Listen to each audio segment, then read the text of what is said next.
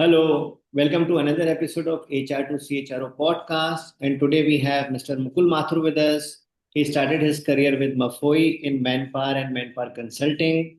Then he was at Hewitt again, Manpower and Manpower Consulting. Then he joined Apollo in energy, green energy. Then Reliance Capital in BFSI. Then again a pivot. He was an entrepreneur. And then he was in HSI Group. Then he was in CJ Darcy in logistics and then VRKP in steel manufacturing, and currently he is in Rays Power Infra, Solar and EPC. So welcome Mukul, thanks for giving us time. Thanks a lot. Pleasure to be here. Thanks So a lot, Amit. I wanted to ask you why HR, but looking at the risks that you have taken, the pivots, career pivots that you have taken. So is that the secret to your success to reach the CHRO, CXO level? So generally people they are afraid of taking risks, but you have taken so many risks, changing from one industry to another. So some thoughts on that. There are two questions. One is exposure to multiple industries, and second, why HR.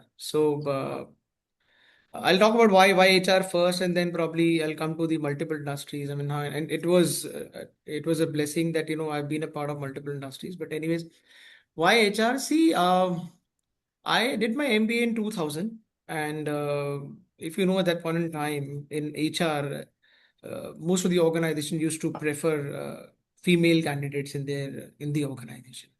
So HR never used to be a full-fledged department, and then it used to be a department along with admin. So HR admin used to be one single department, and most of the organizations used to hire or used to associate rather HR department with females only, who can manage that.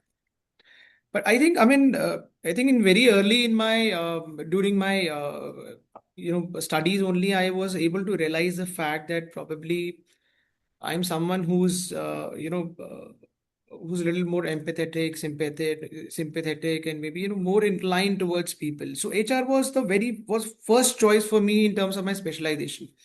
So though we had marketing and HR and other other areas as well, but that was my first choice, and I never had any doubt on from that part. And there's a very interesting, story that, I was not, I mean, the Whirlpool and a couple of other companies came to our campus and I did not get selected. My interviews went really well, but I couldn't get selected. So I went to my placement head and I asked him, "Okay, sir, I mean, what is the reason that, what is the status of my selection and what is the reason I have not been selected or whether I have been selected or not?" So he smiled at me, looked at me and smiled at me. And he said that had you been a girl, probably you would have got selected. So, so that's one point wherein you also started realizing, "Arey yaar, I mean, because of because I being a male member, I was not given that preference by the organizations who came for the campus interviews." But again, looking at the flair which I had, I mean, I never had a second thought that I should get into some other domain as such. It was it was very clear in my mind. It was just a matter of time. Once I'll get experience, exposure, and the kind of value which I can bring onto the table, I think I'll be on the better class, and it'll not take too much of time for me to get into it. But to get into HR, I had to get into admin. As I said that at that point in time, HR and admin used to be together. So I started my journey in HR, from the admin domain. I worked in admin domain, and then because I was a part of the same department, I used to help my HR, my people, my colleagues who were into HR, and they were very happy because I wanted to learn HR. I was in admin, but I wanted to learn HR, so I used to help them a lot, you know, staying back and helping them out, going extra, doing going extra mile, and because it was my vested interest to learn HR, right? So, and they were very happy because there was somebody who can, who used to help them out. But slowly and gradually, I got a hang of almost everything in the HR department as such. And then I moved into HR. So when somebody left in the organization, so I took that, opportunity and I became the HR executive in the organization. And that's how the journey started also. And so it was a planned thing, that I want to get into at least the HR department as such, even though not in HR, but at least in admin. But then I finally moved into HR. So that's one part. Now, I've been very fortunate that, I have worked in organizations which were conglomerate and, which were diversified into multiple businesses. So that has actually given me a lot of exposure to multiple industries. So currently, if you say, I mean, I have an exposure to close to almost 15, 16 industries, as such, and which really helps me as, as an HR professional, you know. So I think, and I've been very fortunate to have worked with some of the, best HRs in the country. So I think that's how my journey started, and I've been very, very fortunate. Though, I mean, after learning a lot of things, I thought of becoming an entrepreneur because I want to do a lot of things, and my aspirations were very, very high. Not in terms of reaching the highest level. When I left the organization, when I started working on my own, then also I think I was an AVP or VP in the organization. But I wanted to do something on my own, and I think to some extent, I succeeded as well. It was a funded startup. I ran it for 4 years, but then because of certain reasons, the funding couldn't come. So there was a story. We'll come to that maybe a little later, and then again, I had to move back to corporate as such. Very nice. Yeah. Very nice. So very eventful. But main point is that you are not afraid of taking risks. See, again, as I said, somehow I was very confident on my skill set. I mean, maybe in the very early part of my career, I was able to do some level of, SWOT for myself, that, okay, this is what my strength is. And because I was highly aspirational, so I have put in my efforts to actually learn those areas in which I wanted to get into. So because I was able to learn those areas, probably I think I was able to maybe succeed in some of them. So hard work, aspiration, and if you are inclined to it, if you are committed to it, if you have taken a plunge, I think you will do it. So it is the attitude which really matters. So as I said, I started my career in admin and then I got into HR. So it was a planned thing. I will get into admin so that I can get into the HR department and then I'll move into HR. Very nice. And it is so powerful, Mukul. See, you wanted to get into HR. So you started taking up additional tasks over and above your admin tasks so that you impress people and you learn about HR. And then finally you moved into HR. Only one of the reasons would be that you were good in admin also. You were excelling in admin. Only that's why your supervisors would have allowed you to go into HR because you would have impressed them, and rather than lose you to some other organization, they would have thought that let's move this guy in our organization also. So two very powerful learnings which every listener can learn, that you have to be good at what you do. Plus, in case you whatever you want, you have to plan and work harder towards achieving this. So very powerful. Thank you. So some more words on that. So how would you ensure that you are doing your admin work also properly, and side by side you are getting time to work in HR also? How would you manage riding in two boats? See, again, as I said, I mean, your aspirations are your drivers. As I said that I wanted to get into HR. So I had my vested interest to get into HR, right? Admin was the role which was given to me. And trust me, if you ask anyone who has done admin work, 90 admin and HR work, 90% of your time you will end up spending in admin work. Okay. You're sitting alone, you're not doing anything, there is nothing, everything is very, very stable, and suddenly there is, something will come up which will on firefighting basis, which you have to manage in admin. Correct. But I had to spend, extra 3-4 hours, 5 hours along with my HR colleagues, spend time with them, understand what are they doing. They used to give me some additional tasks. They were very happy because, as I said, because there's somebody who's helping them out. But that was a part of my learning process. So in that process, I've learned a lot. In NHR, there is a saying, unless and until you have done things on your own, you will not be able to learn it. Just by looking at it, you will not be able to do it. So I was able to do all the operational stuff on my own. That's the reason, probably, that's a practical experience which I've got. And because I had that vested interest and I had a zeal to be into HR, I had to put in that hard work, and somehow it worked. But like you said, that having that attitude is very important, because to motivate oneself to not only excel in the task that is not your first choice because you wanted to go into HR. So the task in admin task, you have to excel in that, and then to motivate yourself to learn more, spend more time in doing what you like. So attitude, like you mentioned, how important is to have the right attitude to for a young professional, HR professional and professional in any domain? I think it's the key. It is the key. I mean, for anybody to excel, right? You would have seen people. In fact, I have seen in my career people with excellent skill set. We call it a skill and will, right? A lot of people with excellent skills, but if they don't have an attitude to work, I mean, nobody can do anything. But people with mediocre skills, little skill, and have potential to excel, if you work on them, I think they can still excel. So its attitude is everywhere. I mean, irrespective of the job you're doing, right? If you're not motivated from inside, your attitude towards your work will be very lethargic. You will not be able to, you would not execute it in the way ideally you should have been doing it, right? So if you are not motivated, if you're not your attitude is not positive towards whatever you're doing, of course, it will show it in your results also. Correct. Very powerful, Mukul.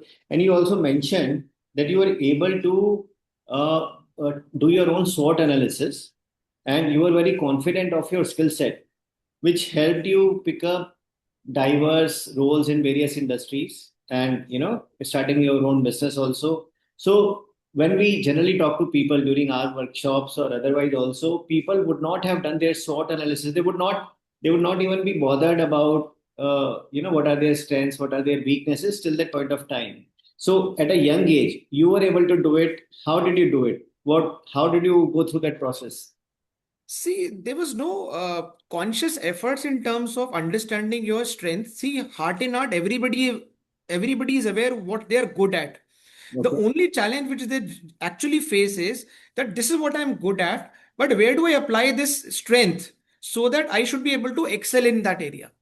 Now, point is why I was able to put in extra effort in HR is because I love doing whatever was there in HR. So it never used to be it used to be a burden for me. If you have been paid for something what you love doing, I think that's how you excel in that particular area. So coming to the SWOT part, I think I was aware of about my strengths. My learnability was very high. I was aware about it, that if slowly and gradually I realized that probably it's not difficult for me to understand an industry. It will take me hardly 10-15 minutes, 10-15 days to understand, to get into industry. If I'm talking to right people, asking right questions, I think I'll be able to get a hang of it. And then slowly and gradually, probably in a month's time, I'll be able to understand the industry and the business. So every single time, whenever I work, I mean, my focus has always been to first understand the business. HR comes secondary. Very nice. Very early in my career, one thing which I was able to realize is HR is not about it's not about managing operations, not about recruiting people. It is not about engagement or birthday parties, or it is not about training people. HR is all about enabling business. Correct. Very If powerful. you are able to enable the business to reach its goals, if you are able to enable the HODs, HODs reach their KRIs and KPIs, that's where HR plays a role. For me, if you may ask me, I mean, as a CHRO, I've got just three responsibilities. One is to bring in clarity in the organization. Second is to provide the right direction to the organization. And third is to make my HODs successful in their respective roles. So as long as I'm able to make my HOD successful in the respective roles, my organization will automatically become successful. It is easily said than done. A lot of efforts needs to be put in to ensure that you make those people successful. But again, I think that's the perspective which I have always carried with me. And as I mentioned at the start of this conversation, that I have been very fortunate to have worked with some of the very good bosses. In Mafoy, I had a boss, who was excellent in a lot of areas, not just in HR, admin, technology, politics, then operations, engineering, a lot of things. I mean, so he was an inspiration for me. The leadership qualities which he used to possess, I used to think that probably I would like to become like him one day. Maybe I would like to possess this kind of a knowledge. And because I worked in industry, worked in consulting companies wherein we were catering to multiple industries. I worked when I switched to corporate and Apollo International. When I worked, I was taking care of 5 diversified businesses. So there was not one single business which I was taking care of. One business was a 24/7 operation. Another business was a different business altogether. There was another business which was only into day-to-day operation. Another business, there was one more business which was into manufacturing. So the policies, processes, systems, people, everything was different for each and every business. So one policy which was applicable to one business was not applicable to another business. So that has actually given you that exposure, or maybe rather it has grilled me to an extent to know, think about that business, understand that business, and see what is applicable to that, to that business, and that too at that stage of the company. So I think that's where it has really helped me in sharpening my, thought process, my skills, and my inclination towards understanding the business. Without understanding the business, you can't do anything in HR. Correct. Cannot work in isolation. You have to understand the business to the core. You have to understand what the requirements of that people and the business, and especially at the stage in which that business is. It is not just about the business. It is the stage of the business which decides what exactly do you need to do with that business, or in that business. So I think these are the very few things which somehow I was, because of my maybe mentors, my bosses, and few the kind of opportunities which I've got, I was able to realize and understand, okay, get this is what is important to understand, and then probably I'll be able to maybe make an impact. So that's how it is, and I've never ever switched my jobs because of anything else other than the role. Very It nice. is a role because of money, because of which I switched my jobs, nothing else. And I was a firm believer that if you keep on chasing money, money will never come to you. If you keep on chasing roles, it will follow you. Very powerful. Very powerful. So some very interesting topics, subtopics that we have uncovered. So I would like to spend some more time on business and also how HR can give clarity and directions to the business. But before that, so let's finish the earlier point that I started the discussion with, that you mentioned learnability. You had good learnability, and when you must have done the SWOT analysis, so apart from the strengths, you must have also discovered or uncovered the weaknesses that you would have had, and then using your learnability skills, maybe you were able to cover that. So for young HR professionals or young professionals who would be watching this podcast, how important is learnability? See, learnability, as we keep on saying, learning and unlearning both are equally important, or very, very important, especially in the past 1.5, 2 years, the kind of changes the industries and the overall economic scenario has gone through. I think a lot of people would have realized that learnability, learning new things and unlearning the old things are very, very critical. Now, learnability is ability to learn. Now, every individual would be aware of his strengths. As I said, that, whenever something new which has, which has come into my plate, I've spent time understanding the situation, understanding the business, speaking to the right people, asking right questions. And that's how I've increased my learning about the business. That is the only way to go about it. There is no other way, but you have to put in efforts. And once you understand the business, you will be able to do anything and everything for that particular business. Your ability to take the right decisions will come from from your learnings only. If you are able to learn the business, if you're able to understand the business to the core, you will be in a far, far better situation to, to take the right decision for that particular business, for that particular SBU. Now, coming to the weakness part of it. See, I have never believed in something called weakness. I have always replaced it with the word called limitation. Correct. Weakness, I mean, weakness is a negative word, and I generally don't prefer, I don't prefer using it, you Correct. know. So weakness is not something which I always talk about. I always talk about strengths. Then threats, even also, I don't try to touch upon as such. You have to overcome those threats. You should just keep it in mind that what could be a possible threat for me, but keep it aside. Focus on your strengths, understand your limitations, and grab those opportunities. My first job, I grabbed that opportunity to get into admin and then getting into HR. Right, that was the path which I have chosen. Now, strengths, learnability, because I knew that yes, I could learn new things, and I can understand, my grasping power is pretty high. Now, I again, in terms of limitation, my communication was very, very weak. I am from a Hindi medium background. I am not from a very good college. I'm not from a very good institute. I'm not from, I'm from a Hindi medium school. So I studied Hindi medium till 6th, 7th standard.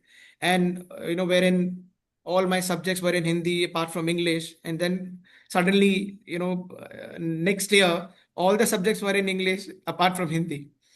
So very drastic change, extremely drastic change. But somehow, again, because I was pretty interested, I was extremely interested in terms of learning English as a language. That was my limitation. Talking to people, talking in public, again, that was a weakness. Weakness or maybe limitation. I could not do this, right? But I think, as I said, I have worked with some of the very good people. My teachers were very supportive in terms of making me understand the grammatical things, the literature one, the literatures and everything. Somehow I was able to grab that opportunity. I was able to learn that. Again, I say, because I've done that over a period of time, so I was aware of the situation, that yes, probably I can grasp things pretty well, and maybe pretty quickly. So that was actually at the was always there at the back of my mind. That's the reason I think I have always used it as my strength every single time. So I was not scared of getting into anything which is new, because when I'm aware that I'll be able to I'll be able to understand these things, the industry, the business, and anything and everything, if I spend time and right questions with the right people. So that has actually given me a lot of courage to get into new things, get into different industries, take up those challenges, take up those or maybe try and solve those ambiguities which were already there, because the grasping power has really helped me. Would you like to give some example of solving ambiguities that you? Yeah, see, again, I'll tell you, you can speak to any HR person. Whenever you join a new organization, you don't get a clean slate. Correct. You don't get it. There are a lot of backlogs, a lot of backlogs. And when you have been hired at a position wherein it is not a replacement position, it is a new position altogether, right? If it is a new position, that means there must have been something in the minds of the management, that this guy will do it, will make a turnaround. There are challenges in the system, right? So fortunately or unfortunately, I've always been hired in a situation wherein there was a lot of ambiguity, and in ambiguity, the biggest question is where to start from. People don't understand, and they find it very difficult, the starting point. Correct. There is so much of mess. Things are not in place. Policies are not there. Employees are indisciplined. Employees are indisciplined. Systems are not working. Compliance challenges, and so on and so forth. And multiple people, not right structure. Responsibilities, KRAs, and responsibilities are not defined properly. People are doing, one guy who has been assigned one particular responsibility is taking care of other roles as well. To bringing in, again, you are coming to clarity. This is where I bring in that clarity. Once you start bringing in clarity within the system, that this is the kind of structure which the organization should have. These are the kind of roles and responsibilities we need to give to these people so that they can focus on these respective areas. Then you provide the right direction. So this is how I bring in clarity within the system. You start from the structure, right from the corporate structure to the functional structure, plot people, map people with their different designations. On the basis of hierarchy, you define their roles and responsibilities. Basis the roles and responsibilities, you define their KRAs, and depending upon the stage of the business, you define the KPIs. Right? And that's how you bring in that clarity for the entire organization. They get to know, okay, this is what we need to do. This is how we need to do. This is how we need to structure things. Right? And then providing them with the right direction. Now, how do you give that direction? Now, again, you need to understand the business first. That is the key. Now, an organization which is already doing 2,000 crore of business, let's suppose. Now they want to do it maybe 5,000 crore of business in the next 3 years. They want to reach that revenue target of 5,000 crore next 3 years. Assuming that they'll be able to maintain this 2,000 crore. Now, what is required to reach that 5,000 crore business? Let's assume the organization has got 5 different business verticals. Out of 5 business verticals, one vertical is contributing towards the 80% of the business. 90% of the business. Now, since a vertical is contributing 80% of the business, now how do you increase that contribution from the other verticals over a period of 5 years? You will define this 5,000 crores, 2,000, 1,600 crores is already coming from this vertical. Now, how much does this vertical needs to contribute over the period of next 3 years, and I want all the other four verticals to contribute minimum 10 to 15% in order to reach that 5,000 crore over a period of 5 years. Now, then accordingly, you have to define the structure. This is where the structure will play a very important role. Now, in order to reach that, the first business of 1,600 crores to 2,000 crore in the next 1 year or 2 years time, what exactly do you need? Do you need geographical expansion? Do you need the more number of salespeople? Do you need expansion, vertical expansion or horizontal expansion of the business? Or maybe you need more leaders from within the, or within the same teams. Similarly, in order to expand your business, other four verticals, what exactly do you need? What is the strategy you have to do those, to complete those 500 crores? So I used to sit with the business and understand what is the strategy which you have. Which geographies are you planning to get into? What sort of, what sort of products would you like to, get into? For these products, what sort of people do you require and when do you require them? At what stage do you require them? So you require a manager today, maybe a couple of people, maybe in the next quarter, and a few more people in the next quarter, so that they start contributing towards the business. So you start building that business over a period of time. You may be having few people in the current, in your existing team whom you would like to elevate. So you want certain trainings or certain learning interventions so that they can get elevated, or maybe leadership interventions so that they can get elevated, and probably we can create a growth path for them. They can take care of the new business altogether, and then create a structure under them. Again, roles and responsibilities, and then define the KRs and KPIs, and then monitor them. So again, that's how the HR works. Very perfect. HR doesn't work only on intervention. HR doesn't work in isolation. That's how the business strategy, it has to be linked with the vision of the company. It has to be linked with the objectives of the organization, the current objectives of the organization, and the objectives of the business. And then you bring in that HR thing into it. I am not somebody who's working with on the learning intervention which is not creating any impact. I don't believe in completing 1,000 hours of training and training 500 odd people. I am against it. For me, those numbers doesn't matter. Seriously, those numbers doesn't matter. Correct. The way I work is I will work with each of the HODs. The HOD will have 100 odd people. I will sit with him. I'll try and understand out of those 100 odd people, 50 odd people, which people is he facing problems with. He may say, I am facing challenges with these 10 or 15 odd people. Out of those 15 people, these 2 people are redundant, but 13 people have got potential, subject to the condition if there is certain these kind of interventions that we can create. These are the challenges, and then we define the interventions. So this is what they need to undergo. And out of those 15 people, if I'm able to create an impact on 10 of them, I think my job is done. Correct. So the real crux is that you should be able to create an impact within the organization. It is not about training 600 people or training for 1,000 hours.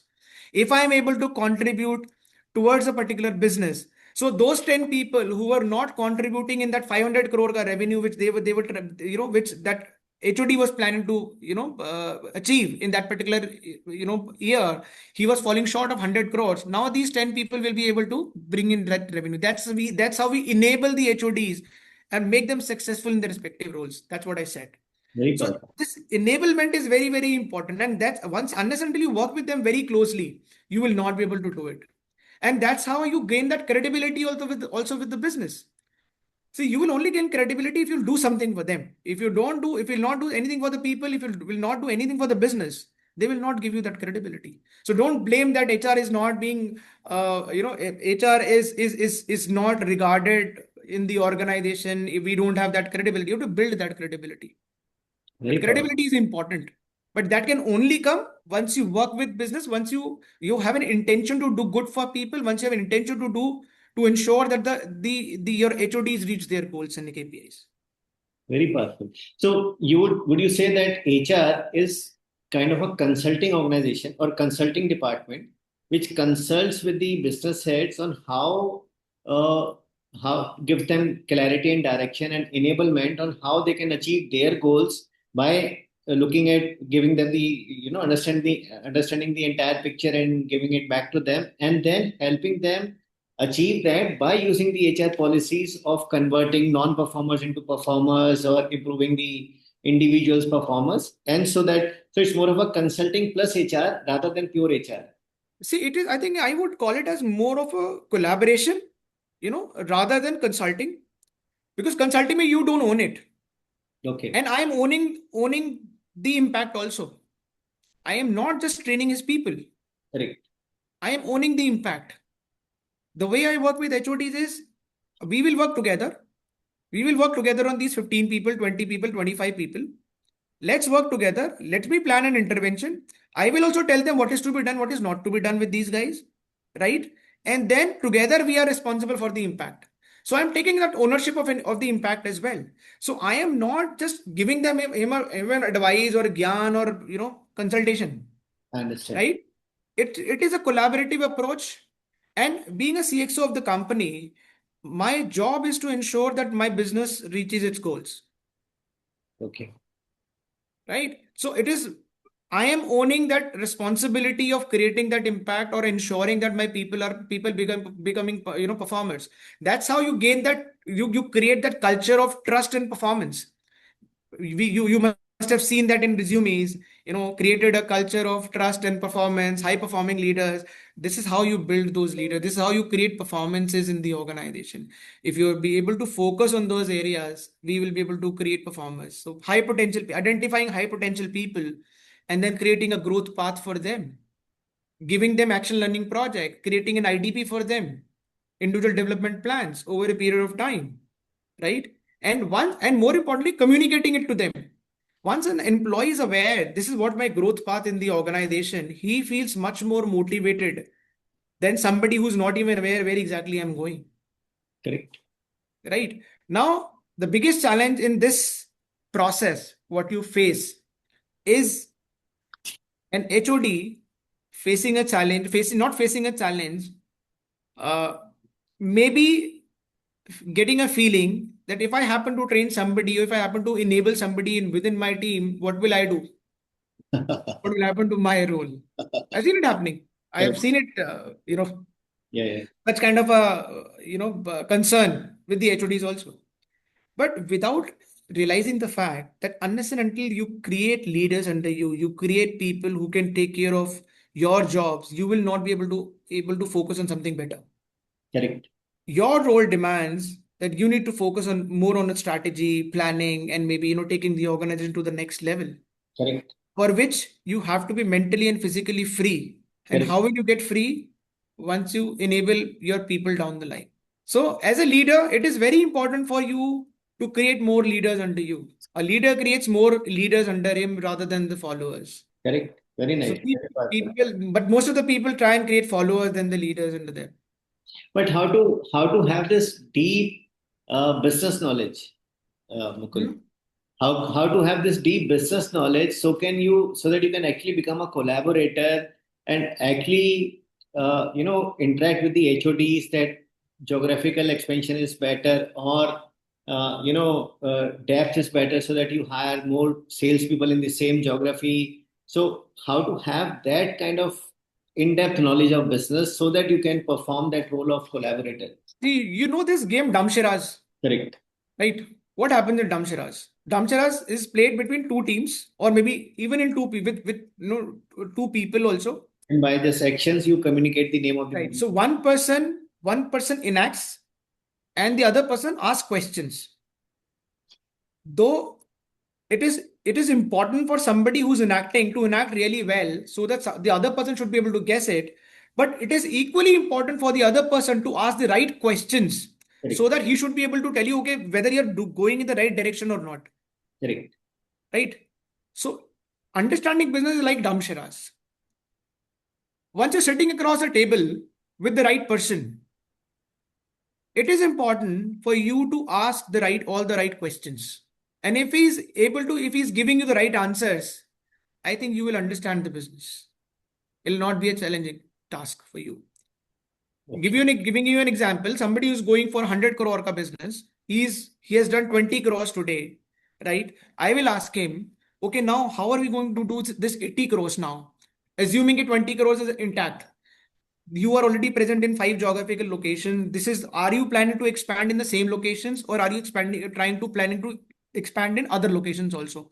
Depending upon the potential in the current location, and depending upon the potential of the business in the other locations also. He will tell me, okay, this is where the potential is, this is what I plan to do. Out of this 80 crores, the existing 4 locations will contribute only 20%. The other potential locations will contribute the rest of the 80%. Now, out of these the other 4 locations also, one location will contribute almost 50%, other 3 locations will contribute the 30%.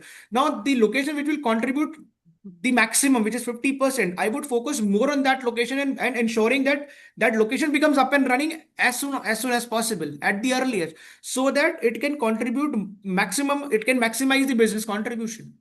Right? And that's how we create strategy, and we plan it accordingly, and we time it as well. Okay, Q1, Q2, Q3, Q4. This is where we'll focus on different businesses. Or there could be one business vertical which is, probably the contribution is very less, but the margins are very high.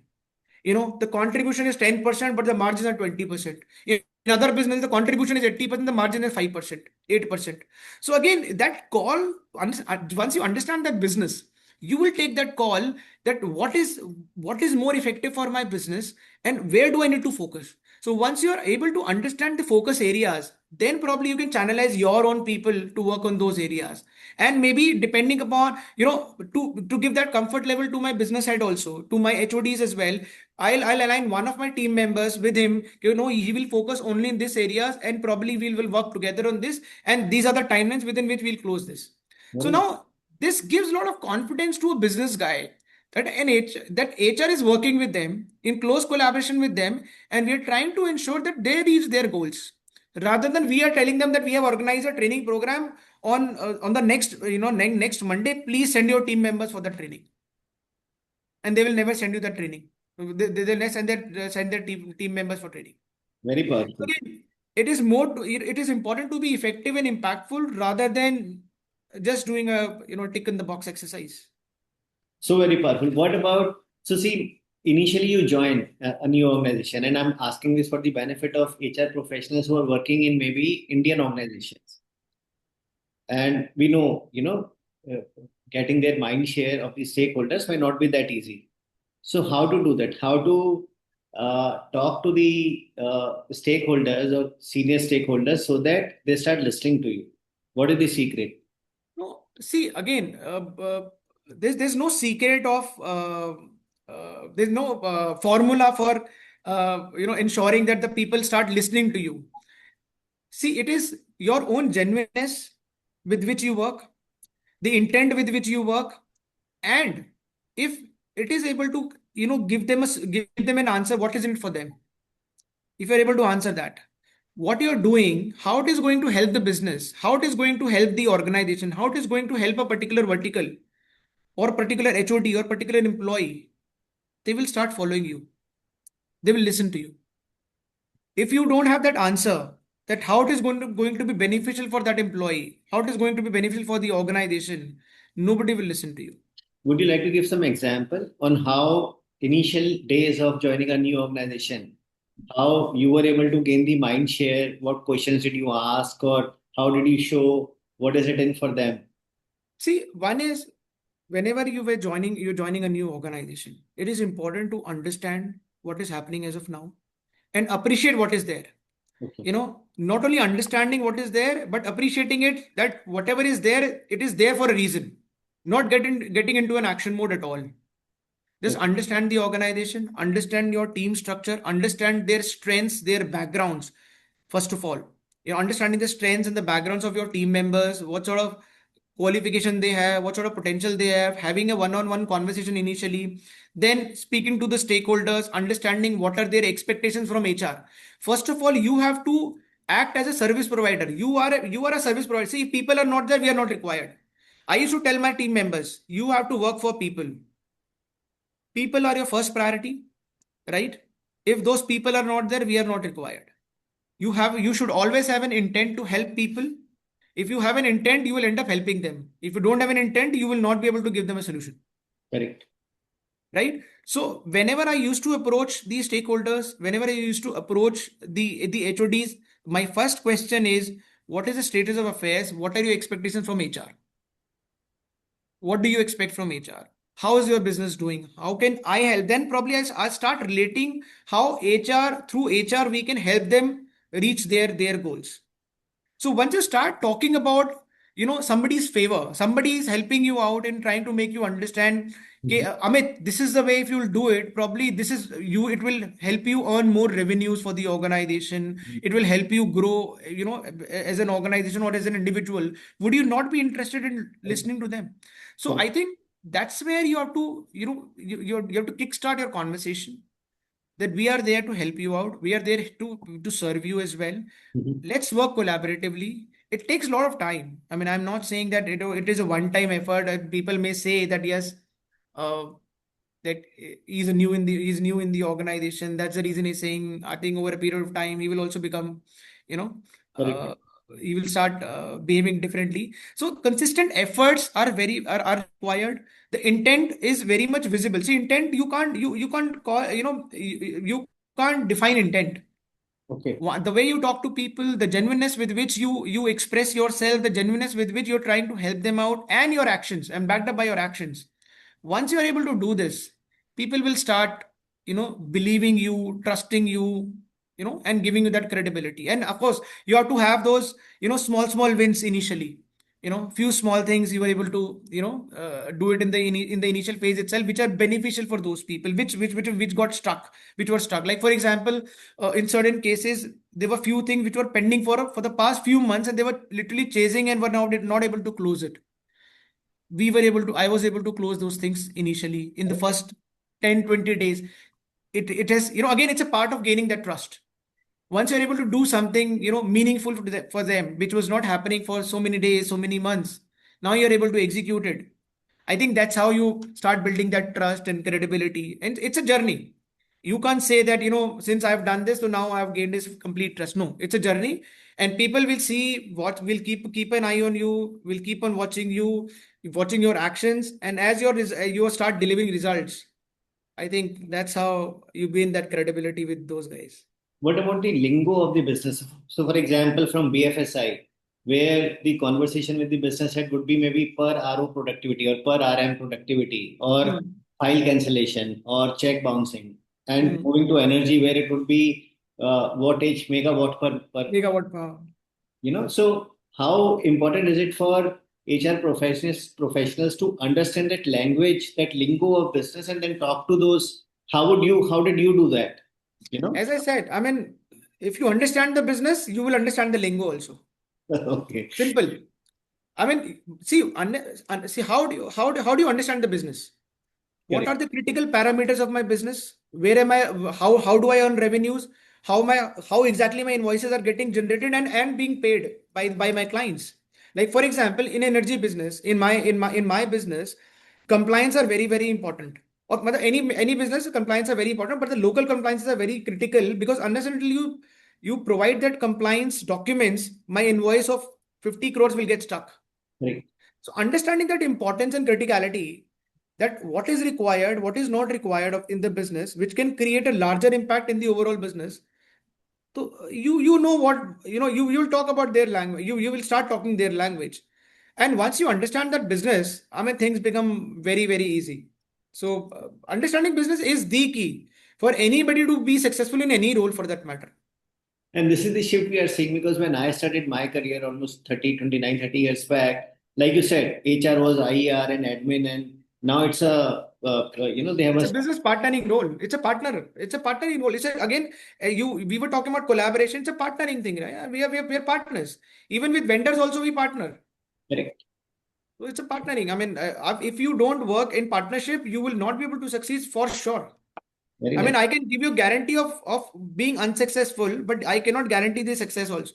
Correct.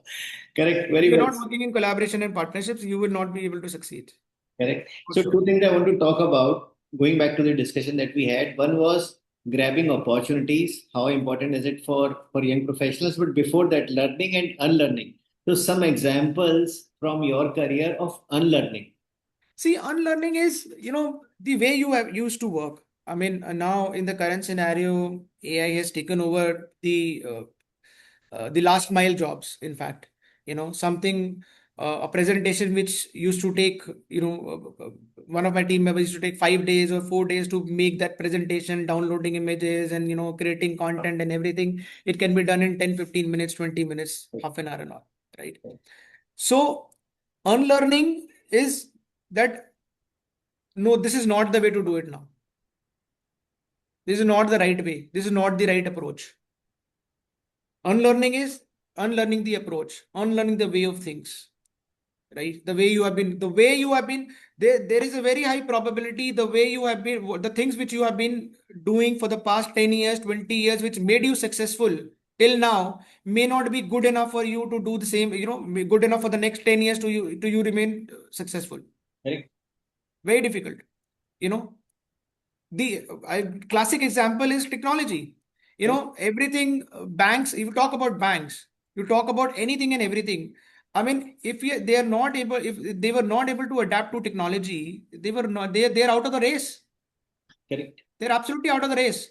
There were few banks which were reluctant, even, I mean, I would not name those banks which were reluctant to take up the technology. But when they started realizing the private players, I mean, they have opened their, websites, credentials, they have been giving credentials to the people, access to the customers, and now the mobile applications, everything is, so people need convenience. They don't have time. So whatever your customer requires, you will have to go as per whatever your customer is demanding. Technology is playing that role. The demands of the customers have changed. They were aware we could not demand these things earlier, but now that's a bare minimum thing, right? Every, car manufacturing company have realized that now giving a power steering, power window, it's a common thing. Giving an AC is a very, very common feature of a car nowadays.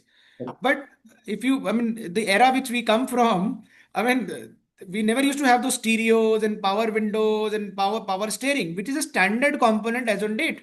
You talk about you buy any car of any variant, right? So everybody has evolved. Everybody and people who have changed, organizations who have unlearned and learned, this is the way to go about it. I think they have succeeded. Even for that matter, I'll give you an example of Book My Show. Initially, to PVR, PVR was not there on Book My Show. PVR was a brand, PVR was a brand. So PVR used to say, we don't need a platform like Book My Show to book our tickets. I mean, our audience is very, very different and they can book tickets on their own. But slowly and gradually, they have also realized if we are not there on the platform, we are not a part of the choice of the customer. Because most of the customers are booking tickets through the Book My Show. So if they want to watch a particular movie, we are not a part of their choice.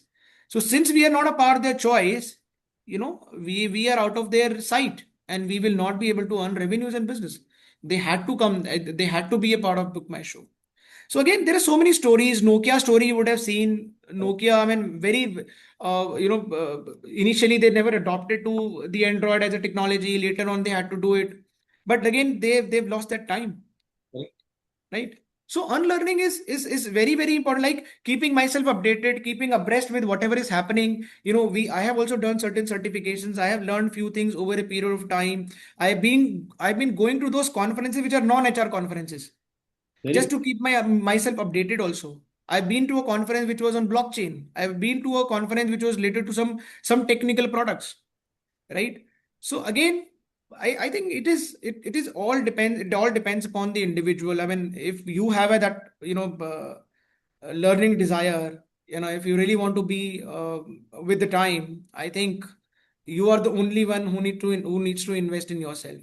So if you don't, then nobody can help it. Which is so important in today's ever-changing world. The speed of change has picked up so fast nowadays. Very, very fast. Very fast. Okay, so we also talked about grabbing opportunities. So how important is that, especially at the younger age of our careers? See, before grabbing opportunity, it is important to understand where does the opportunity lies and whether it is actually an opportunity or not. Very nice.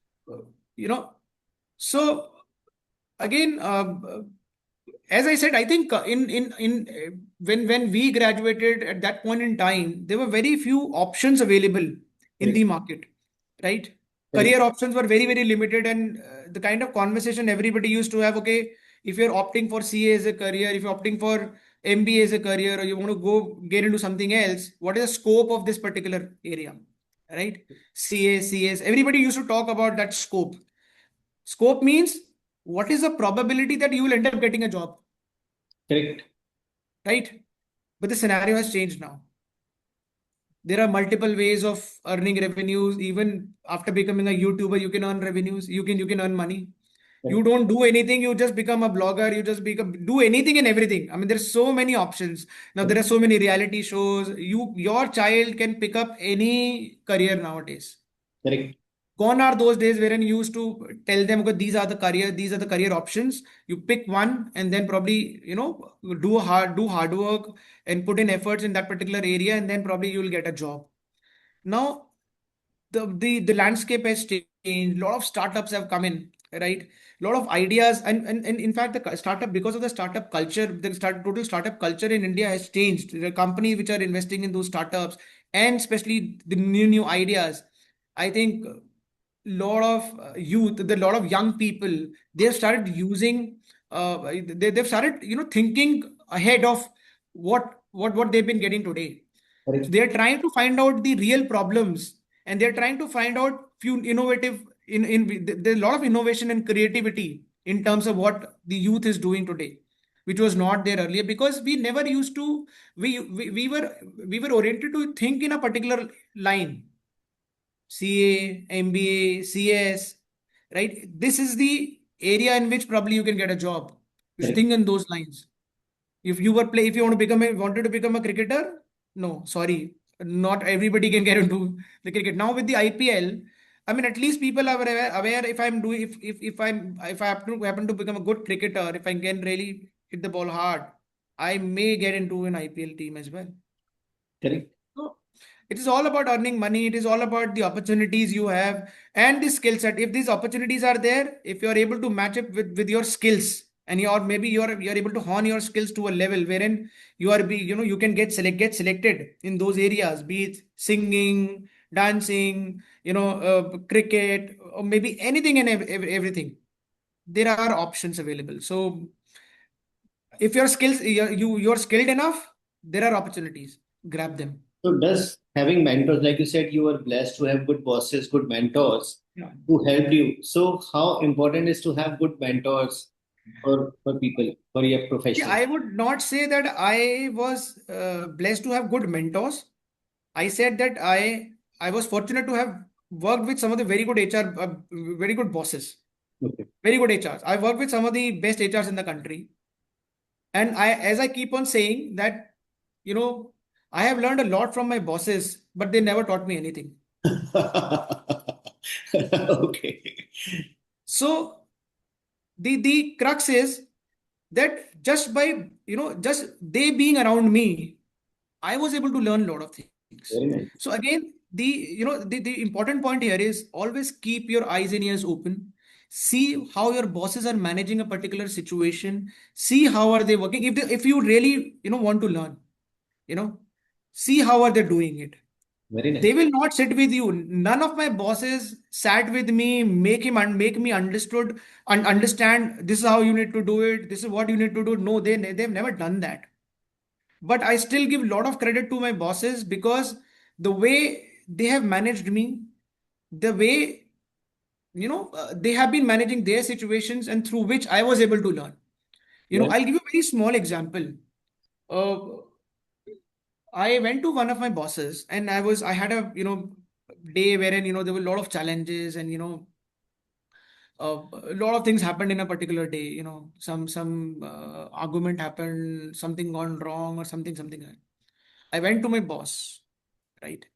And I told him the entire story. "Okay, sir, this is what happened. This is how it has happened. ये नहीं होना चाहिए, वो नहीं होना चाहिए."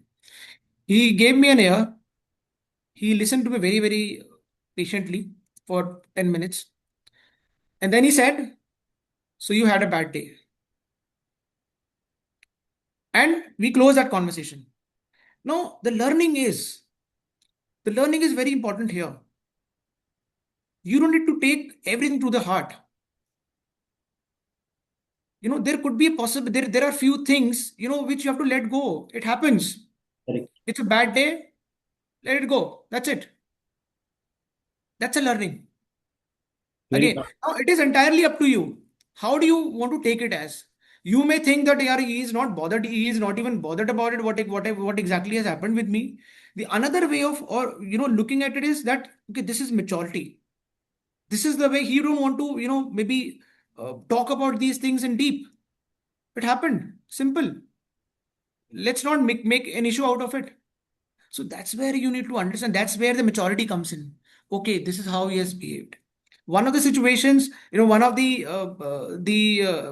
parents of one of our employees, came to us, and this lady made some hue and cry in the organization, in the office itself.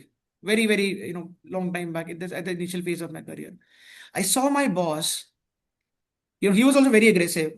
You know, I saw him managing that situation so well, so calmly, and he was able to, pacify her and without any conflict, without being arrogant. That's where the learning is. How do you manage that situation? Such a tricky situation, you know, and he was able to manage it and pacify that particular parent. So again, that's where the learning happened. So again, as I said, learning, they have never taught me anything, but I've learned a lot from them. So by being a good observer, and I've been blessed that I've worked with those people. Secondly, the other HODs of different departments. If you're talking to those people, you will always learn new things.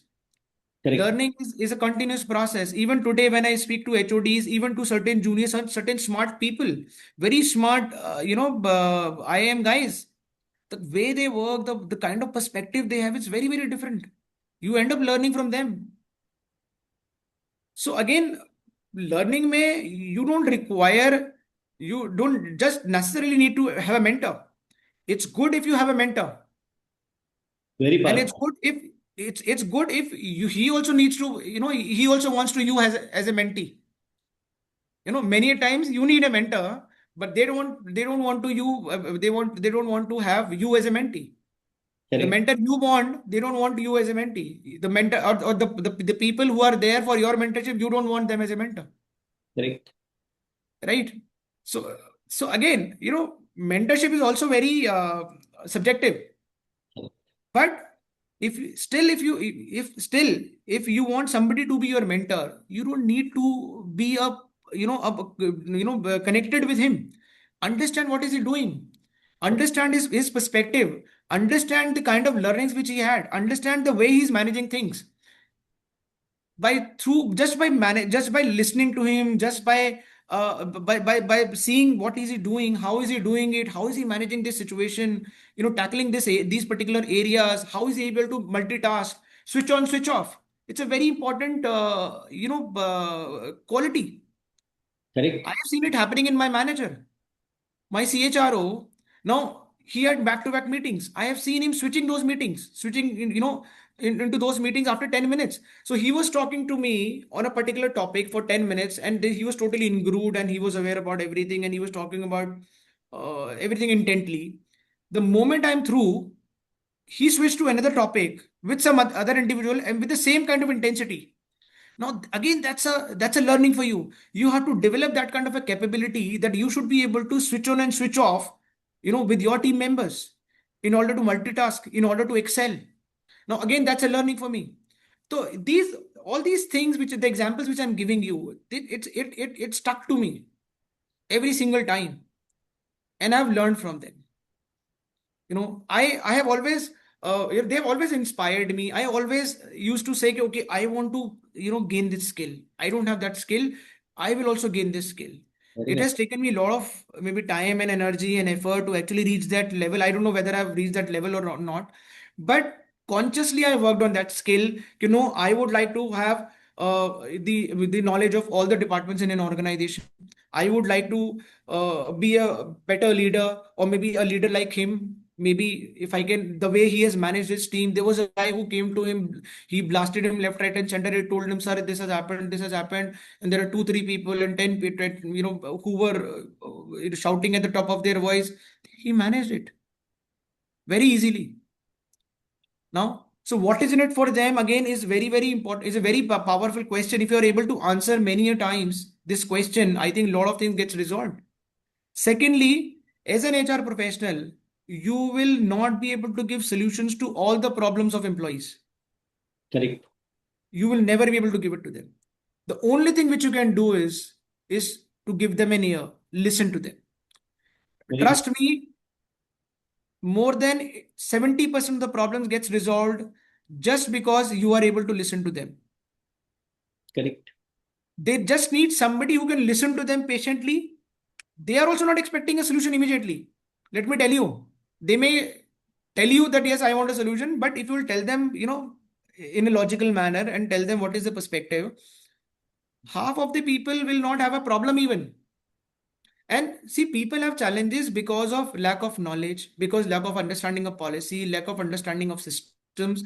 They are not aware of because of lack of awareness. If we communicate really well, if we do a proper induction, if we give them timely information, and that too in a manner with a perspective which is most helpful for them to understand, I think half of your problems will get resolved.